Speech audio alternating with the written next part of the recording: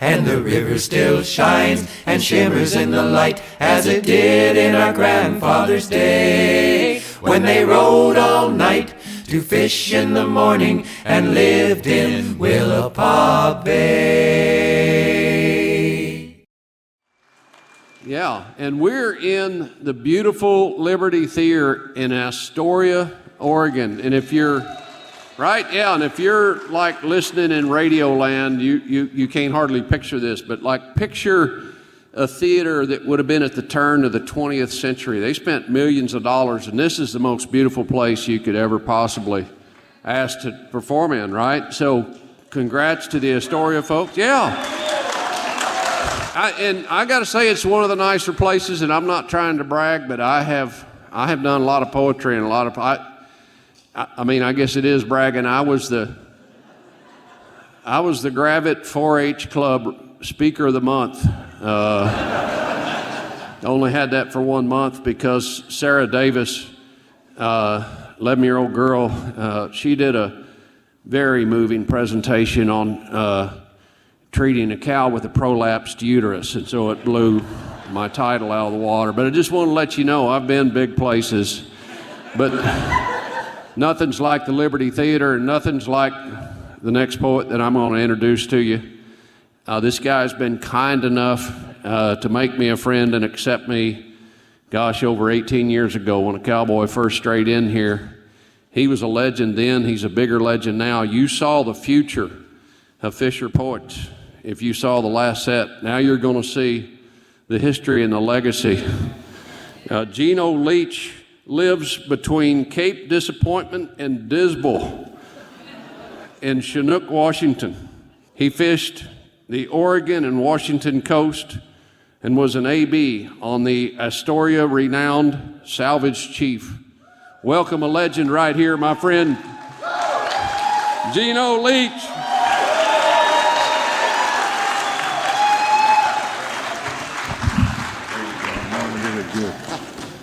Thank you. Yeah, well, I won't preface the next poem because the title says it all. Old John Freeburg, my father-in-law. Well, he left the old country in 1926. Heard of the timber, he'd heard of the fish. Crossed the North Atlantic, worked his way to Aberdeen, a young Swede pursuing the American dream. Hired out setting chokers for the Hobie logging camp. Traded his soul for a pair of tin pants.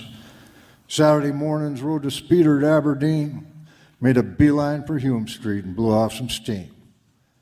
Well, yeah, sure you betcha he could buck and he could fall.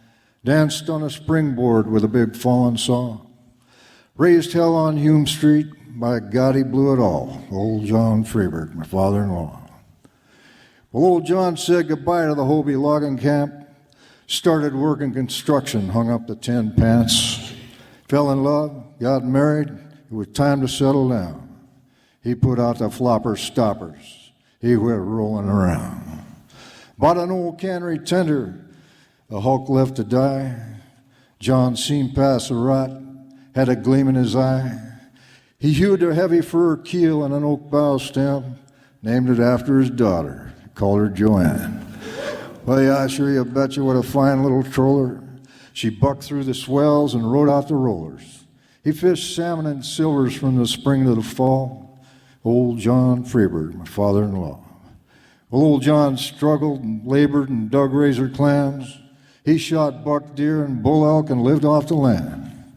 Well, he ain't a giant, but what sets him apart? Got a barrel for a chest, a burning coal for a heart. Well, old John 92, but he ain't past his prime. We sit by the wood stove and drink early times. This is his story.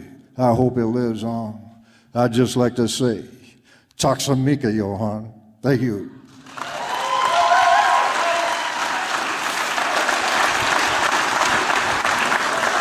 Thank you. Well, I got some folks living back and listening back there in Maine, a town called Bodenham. It's up north of Portland, around Brunswick. And My brother lived back there for years. He's a West Coast guy, but wound up in the service, got married at 62, you know. But anyway, he passed on a couple weeks ago, but he had a good run, man. He was 78, and yeah, they said he didn't start talking until he was about 3 or 4 years old. He just went around making noises like a truck. Guess what? He became a truck driver his whole life. But anyways, so I got his son Rick, my nephew, and family's back there, and probably listening, I hope. This next poem is going to be The Last of the Beach Draggers, and this was inspired by a guy named Morgan back there in Menemsha, Massachusetts. Menemsha, Martha's Vineyard, had a gig back in there and got to know him. And he was getting up in years, and so this inspired this poem, Between He and the Boat, and so forth and so on. It's called Last of the Beach Draggers. Well, he slaps the kitchen floor with big bare callous feet, reloads a stained mustard-colored coffee strainer, slides the window open, a fleet of clouds race past the moon, he cocks his head, sizes up the weather. One hand's a fried egg sandwich on the drive down to the boat, bottom painting a prayer, or keeping her afloat. He's on the rolling black horizon before the red eastward rising sun. Last of the beach draggers, a commercial fisherman. Well sputted down in the captain's chair, worn slick by a million toes, with duct tape brown leather padded arms. He basked in the heat of a diesel stove, feet propped in dashboard clutter, gauges, gouges gloves, and buried long-forgotten Lucky Charms. Slurps coffee black as Bunker C, wags a waterlogged white owl, reads his own ancient history from an old log book. Yeah, he'll let her soak another 15 minutes, and then he'll take a look. He's sashayed down this toe since before day Bloody One. Last of the beach draggers, a commercial fisherman. Well, hypnotized by a spooling bar, he winds wire in a winch, the wraps snap tight against the other. He once worked by his sons and by his brothers. He has no one astern, he has no one abeam. Pencil necks with pointer sticks have holed and sunk the fleet. The cotton swings aboard, they sort the tow. Fishing's all he's ever done. Last of the beach draggers, a commercial fisherman. Thank you.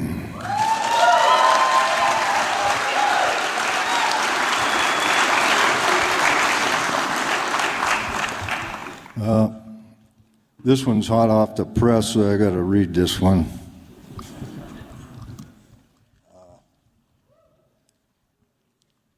Yeah, I don't know. Lucky I still got a marriage going.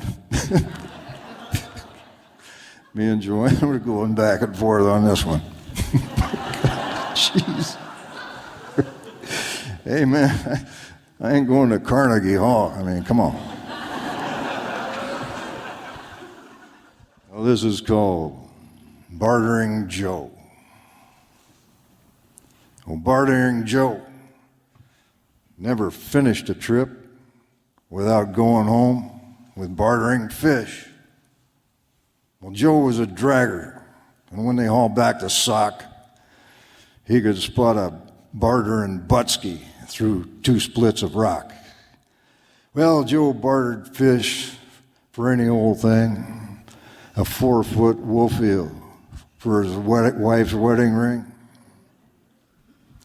and scored a logging road beater for a freezer-burned king. Well, Joe bartered for all kinds of stuff, a satellite dish and half-gallon jugs, bartered a barn door skate and an arrow 2 sole for a nicotine-smelling Arctic mink stove.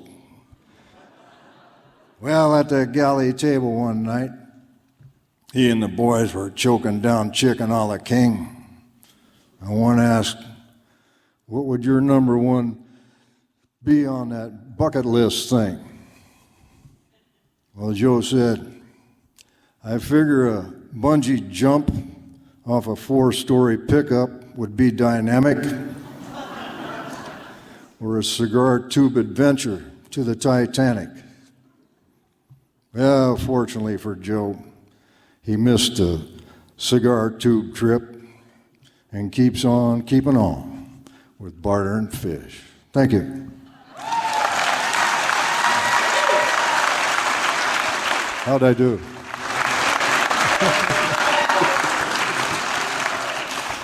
I don't know. So thank God, I guess, I get to read one by memory or something here. Yeah, this is the crabbing one. I wrote this quite a while ago. It's actually half of it. This was my original, it just this half, and I tagged on some more later. But yeah, it was a tough go, you know, for some of these guys on the Washington side. They had a cannery fire at the Ilwaco Landing. Took out a bunch of tremendous amount of pots of gear they had stacked on the dock. And, you know, the Washington guys, they were going to open on the 1st of January, I guess, right in there. And but because of that, a lot of them had no gear, you know. I mean, terrible, terrible deal, you know, because they're kind of, you know, banking on an opener, you know, to maybe they got some debts going, they got so forth and so on. But guys up and down the coast from Washington, California, beyond, you know, rounded up gear for them, donated some of their own, whatever. And they got those guys going within a few days. It's totally amazing, you know.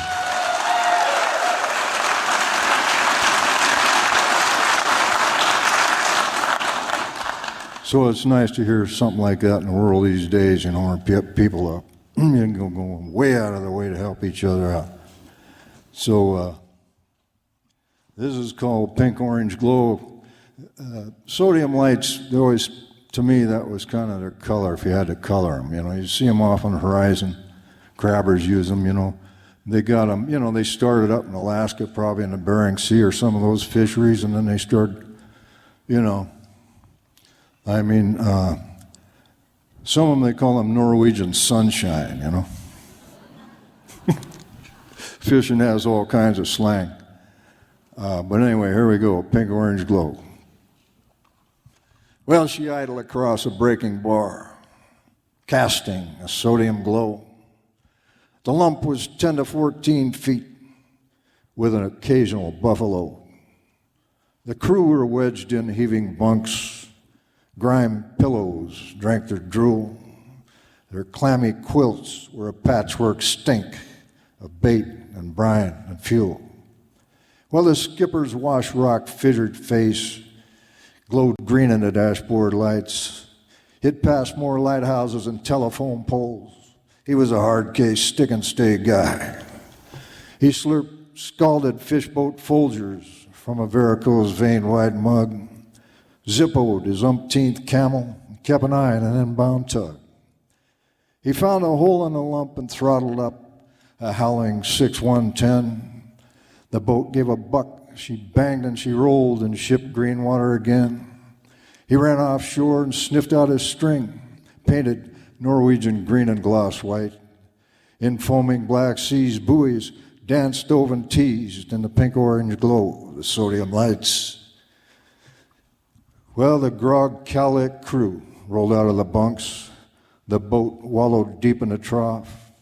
Silent and sullen, they pulled on dank boots and questioned the lives they had wrought.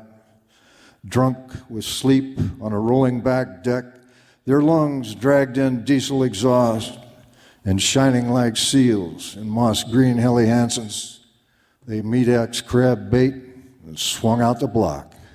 Thank you.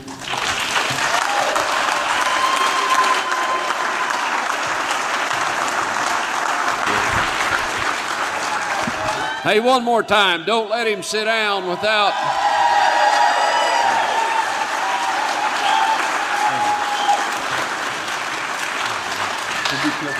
I got some more crab line for you. Yeah, all right.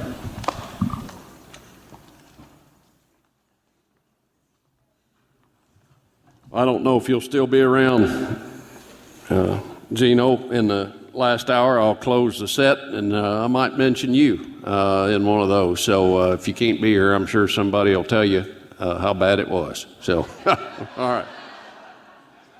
Hey, our next Fisher poet, I tried to get online for some of these fishermen, fisherwomen I hadn't met. I tried to get online, and I was so moved about Melanie's passion for salmon fishing, her passion for sustainable wild salmon fishing, and how her children are involved. She fishes with her family in Bristol Bay. They set net there in the Naknek River District.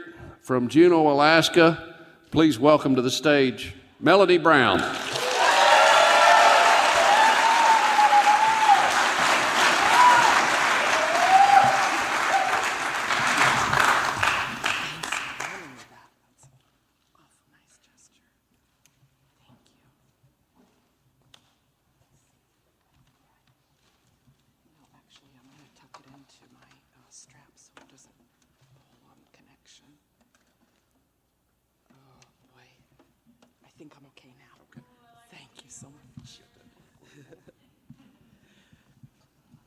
That should be good. Thank you. Thanks for the nice introduction. So happy to be here.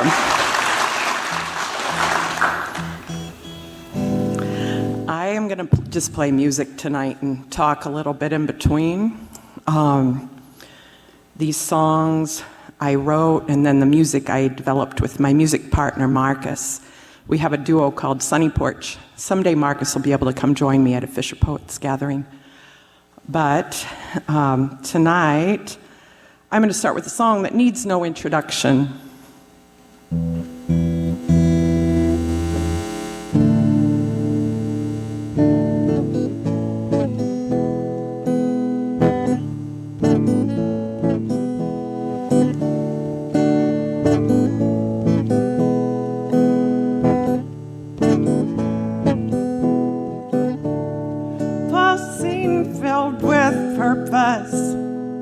Flash of silver light, jumping joy grouped in a movement. Your return brings us life. When it's time to go home, you know the pull of your home stream guides you, giving spawn too young. You'll never see, your body feeds the world around you, pulsing filled with purpose, flash of silver light, jumping joy grouped in a movement. Your return brings us life. Your return brings us life. Your return brings us life.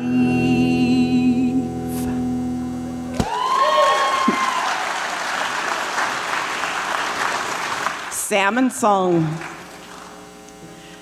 This next song, it was originally written around my great-grandparents and the love that they showed to me and how it taught me to love. But it's also, I'd like to dedicate it to the dearly departed fish people that have gone on before us. And hopefully we all won't cry together too much over it.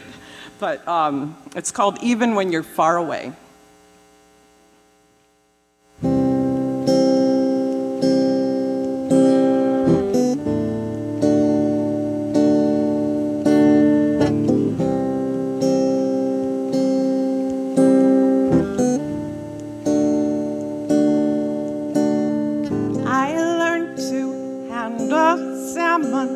By your side,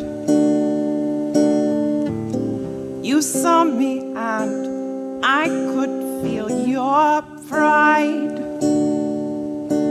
So long ago, your being left this world, but your fire lives on in those you touched with your good.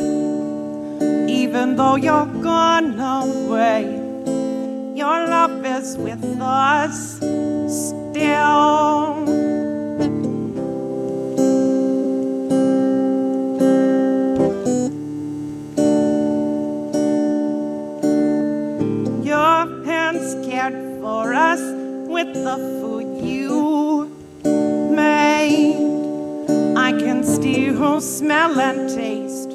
You're smoked fish in my mind. Your kindness continues when I create and share. Sometimes it feels as if you are still here. Even though you're gone away, your love is with us still. Time and death did not take you away, because you came into our hearts to stay. Even though you're gone away, your love is with us still.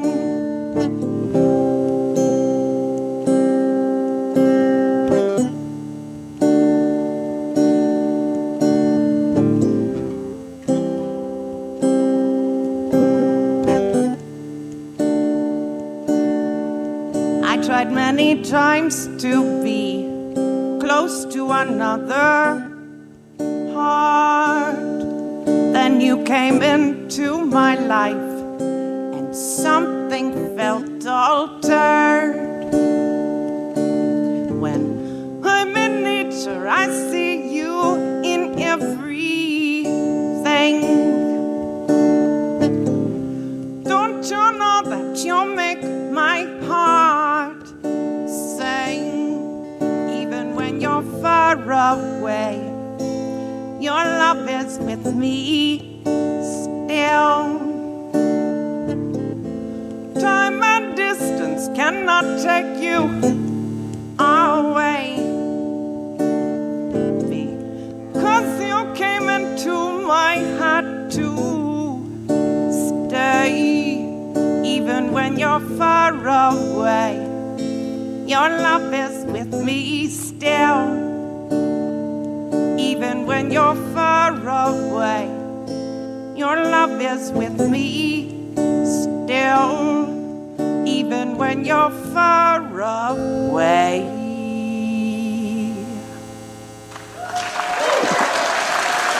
Thank you.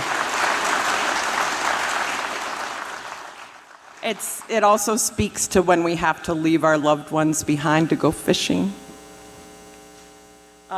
This next song, it's called Seasons, and it speaks directly to the seasons, like of the year, but you can also easily sort of translate it into fishing seasons, especially if you're the type of fisherman who fishes many types of fish and gear types.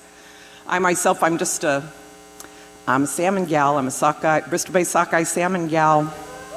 I just fish one big, strong season and then just sort of plan around it the rest of the year.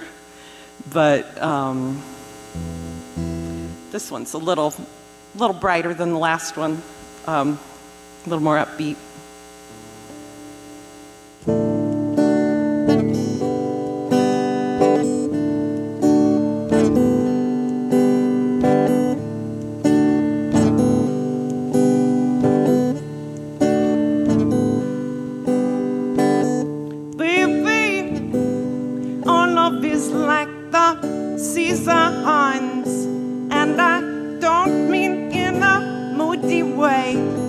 I just mean in the beauty way, yo. Oh.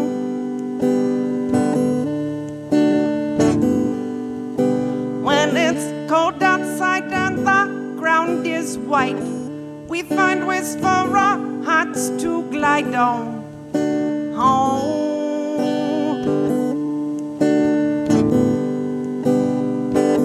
When the white has turned to green, we become like the birds and bees on home.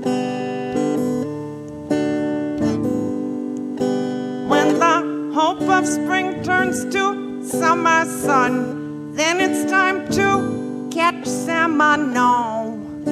Oh. Aha. Baby, all of this like the seasons.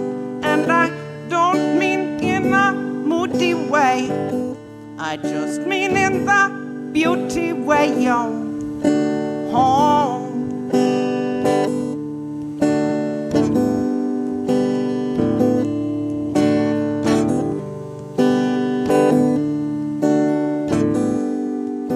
When the warmth of summer turns to rain, it's time to play music and drink champagne now home. When the feasting of fall pulls up a blanket of snow, it's back around the seasons we go on home.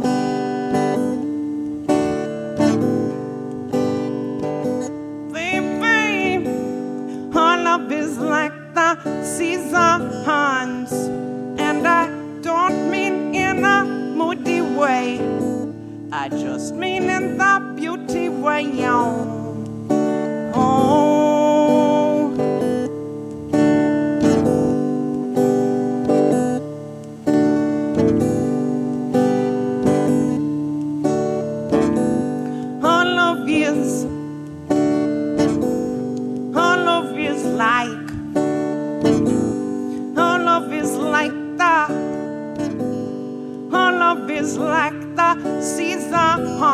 Our love is like the seasons. Our love is like the seasons. Oh, oh,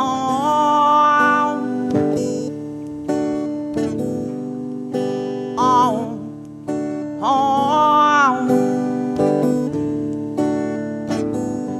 Our love is like the seasons. Oh.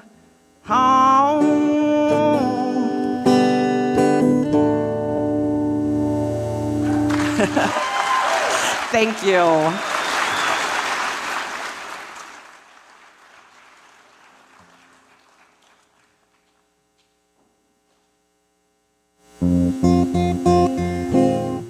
I've got one more for you. It's called Keep On Going. In my opinion, fishermen are the most creative people in the world. You have to kind of be a jack of all trades to answer to all the unpredictable things that come your way each tide or set or day or hour or minute, you know? You have to be able to respond to anything. And but I really do feel like it's getting harder and harder to be a fisherman. Especially after a year like we just had in Bristol Bay. And I know that it wasn't just Bristol Bay that was tough.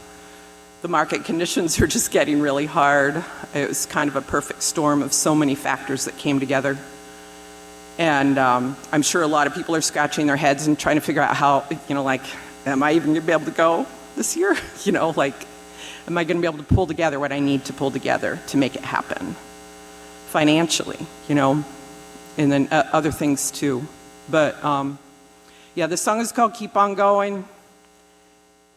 Do what you need to do to answer the call of your soul, and just keep doing what you need to be doing to make it. Because you never know what you do now, how it's going to inform your future. So I wish all of you well, and that you find what you need to keep going, if that's what you really want as a fisherman.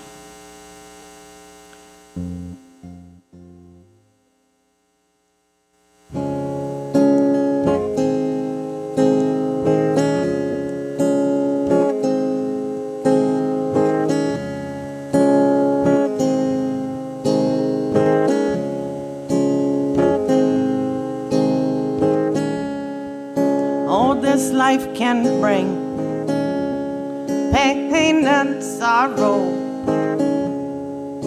and there always is a hot tomorrow. Put yourself into what you do, and you will find a way to make it get through. this life, this life, oh, this life. Even when it seems like nothing is paying off, keep on going. You never know how what you do now will make it showing in your life, this life, oh, your life, oh, this life, your life, oh, this life.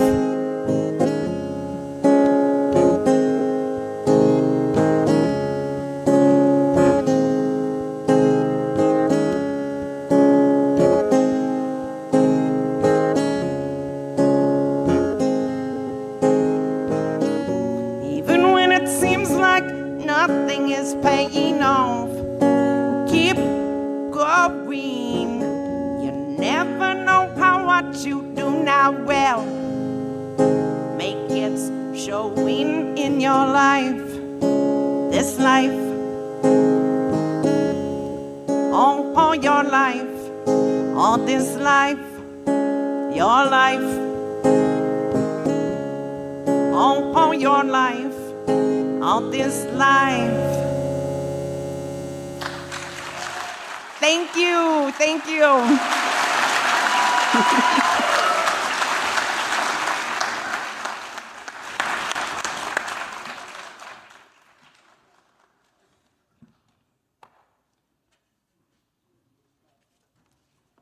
Hey, don't let Melanie Brown step down without one more round of applause. Melanie, thank you.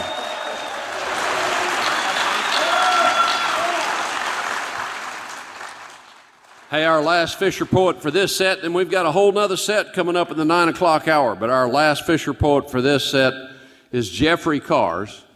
Jeffrey fished Alaska and Washington, commercial fisherman from 1980 to 1994 with a few years off here and there for bad behavior. He's the author of One Hook at a Time, a history of the Deep Sea Fishermen's Union of the Pacific. And so I'm going to let him tell you a little bit more about what he does. I don't want to delay it any further. Jeffrey, come on up here to the stage, pard.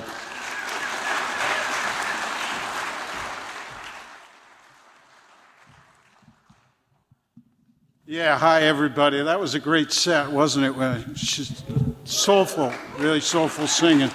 You gotta love it. I wrote a book, One Hook at a Time, for the Deep Sea Fishermen's Union. You can get a copy at I always call it the Bait Shack, but I know that's wrong. Anyway, you can get it at the Shack then. And today I'm going to read, you know, when you start fishing, when I started fishing, it was not really very good. It was the early 1980s. Price was bad, you know. Anyway, it made for some great stories, and I hope I don't offend anybody when I read this, because, well, it's not all true, but a lot of it is, unfortunately. I lived through it. And this story is called The Bite. Okay, if you know what a bite is, it's like a loop of line that you get caught around your ankle, okay? When the line cinched up around my ankle, I didn't fear anything. But Hillbilly's eyes became as big as silver dollars. He whipped his knife out and wildly shoved it under the long line.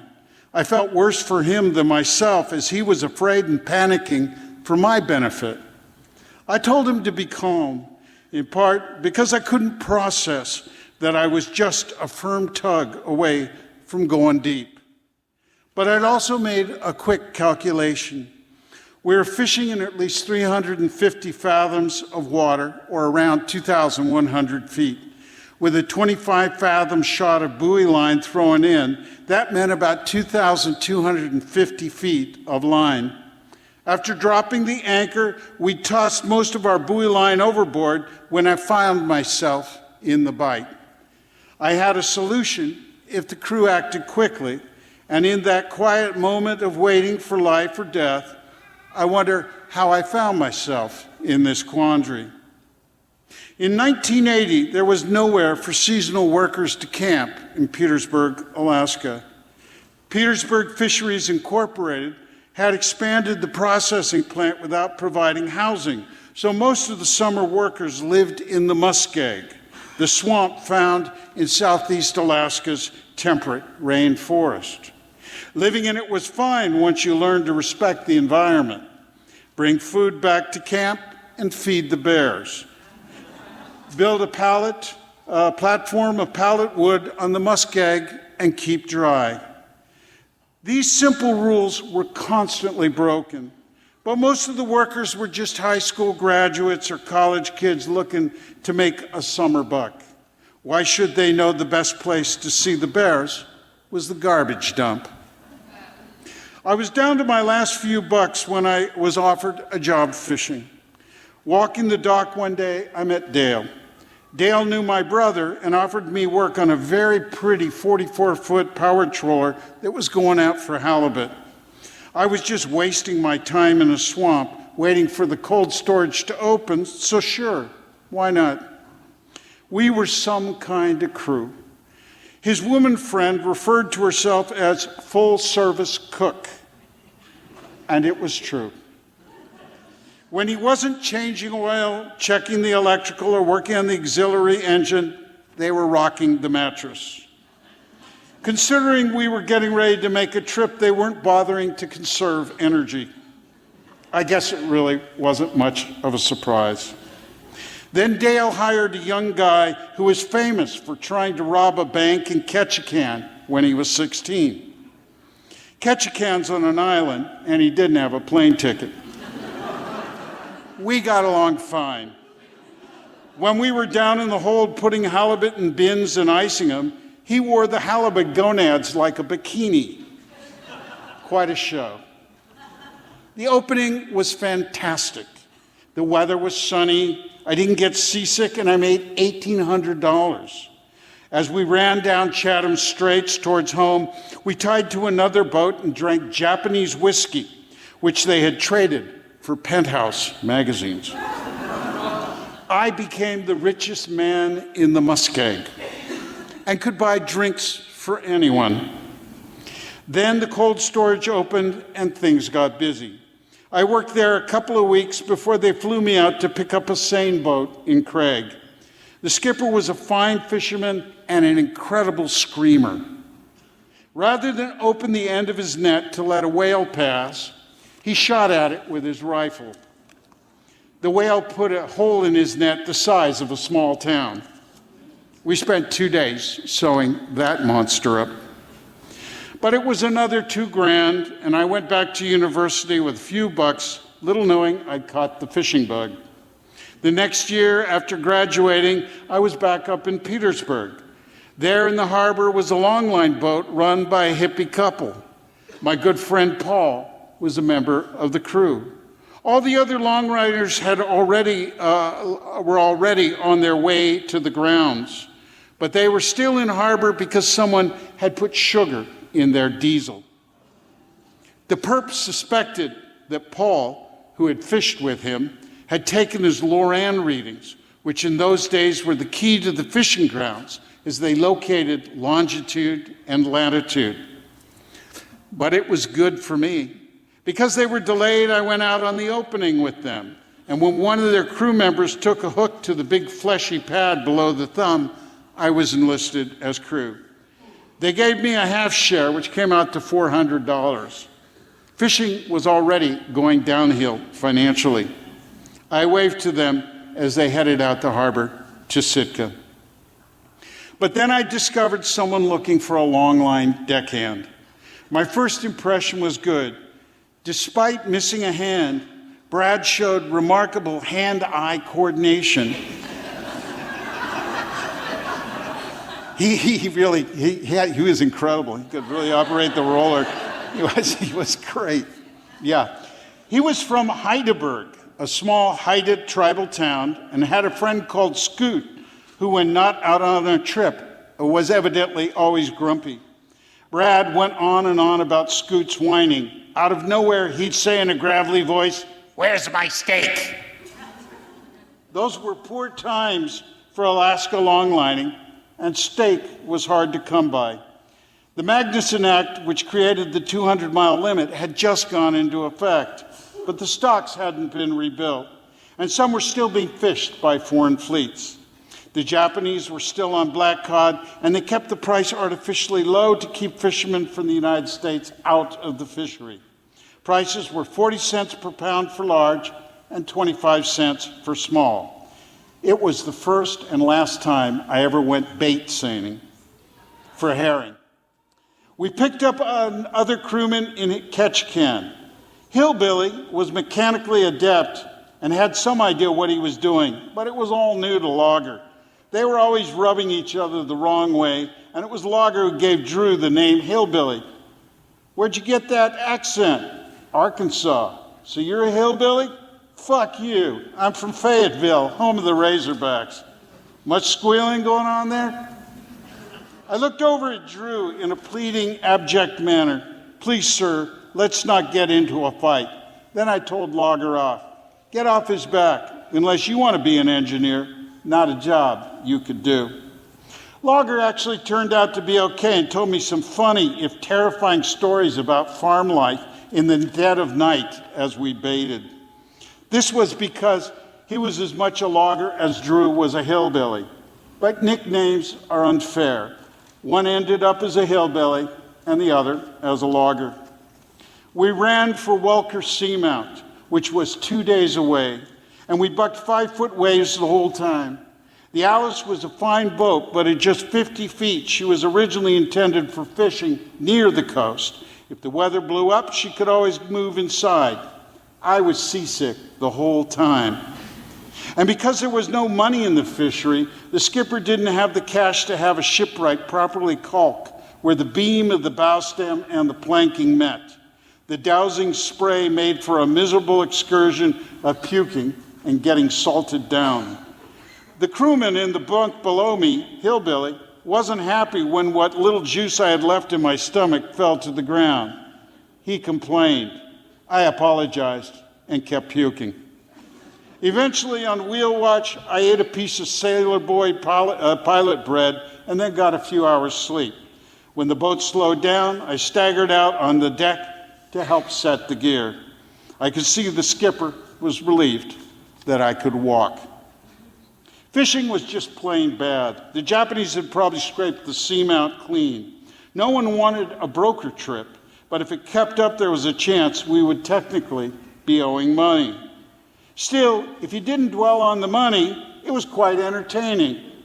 We listened to an endless loop of Jim Morrison's An American Prayer. Whenever Jim said, "In God we trust," our skipper would yell, "In cod we trust." We were willing to trust in cod, but our skipper's cooking, not so much. One time he served us a cling peach half with a dab of mayonnaise on lettuce. It wasn't but a few years back that lettuce was a big treat in Alaska, but for those of us coming up from down south, well, our unanimous rejection of the mayo and cling peach really hurt our skipper's feelings. Now we knew what "where's my steak" meant. I apologize for not getting back to you on the bite I found myself in, but as with so many fishing trips, nothing happens, and then so much happens, and then to write about it is to rely on memory, which is by nature flawed. Obviously, I'm still alive. I told Hillbilly to go up to the top house and tell the skipper to slow the boat down. The skipper did, and the line immediately became so loose it slipped off my ankle with a gentle tug. I was once again free to keep fishing for no financial reward. When our skipper finally admitted that the seamount was a waste of time, we headed back towards Ketchikan and decided to try Dixon Entrance. The fishing was a little better, but then, as the fog lifted, we realized the Canadian Coast Guard was watching us from 100 yards away. Whoops. We were on the wrong side of the border? Perhaps. All the out-of-season halibut fletches went overboard, though we kept the snapper fillets we'd been collecting to sell in Ketchikan to locals for $2 a pound. Snapper is a delicious fish, but in those days it was considered gertie bait. No better than fish to feed the fish. I made maybe $1,000 total that summer before my grandfather died, and I had to fly south for his funeral. I would come back to Alaska many times, but whether I made a small fortune or a dime, I had learned a valuable lesson. Don't get drunk and try to go home in the muskeg. You might wake up with water in your boots and a bear scratching your head. That's it. Thank you.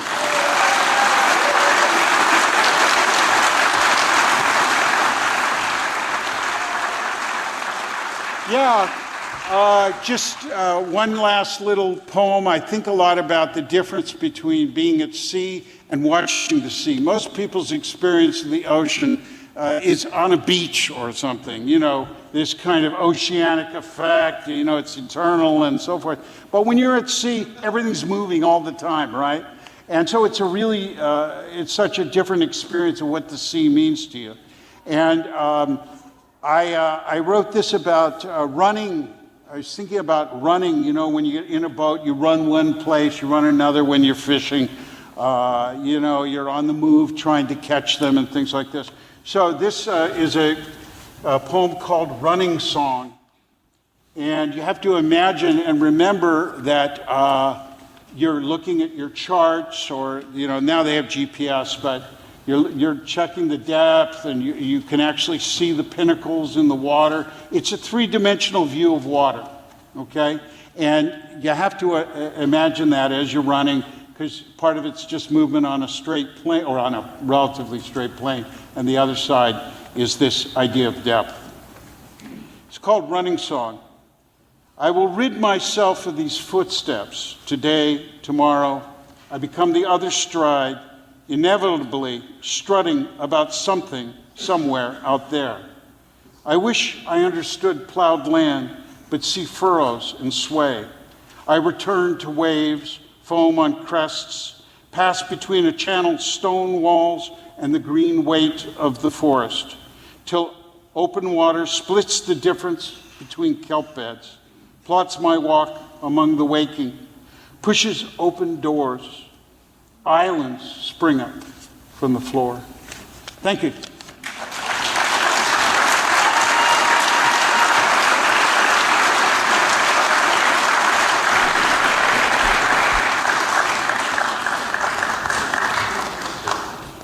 Thank you, Jeffrey. So, boy, we're getting down to it. We have one more hour left. We're going to take a little break. And then if you want to come back for the final hour, it should be a fun one. Oh Lord, same damn river, 40 years of working, all I had to give her.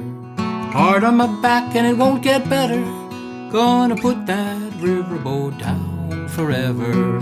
Load up firewood and cotton, folks who got the tickets and the folks who never bought 'em. Lean against the throttle, hope we get her off the bottom. Hear that whistle in the middle of the night, forgotten.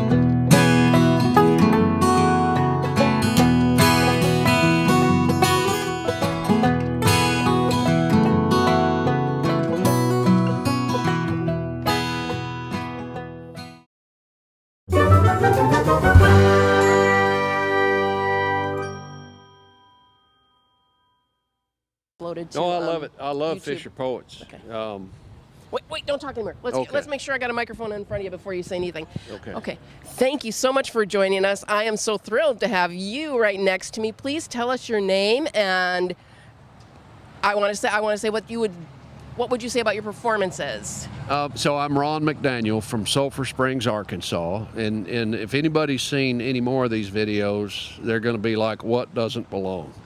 And that would be, I didn't come here as a Fisher poet. I came here 17 years ago, invited for just kind of a cross-cultural, and I thought I'd come here figuring out what are the differences between cowboys and fishermen.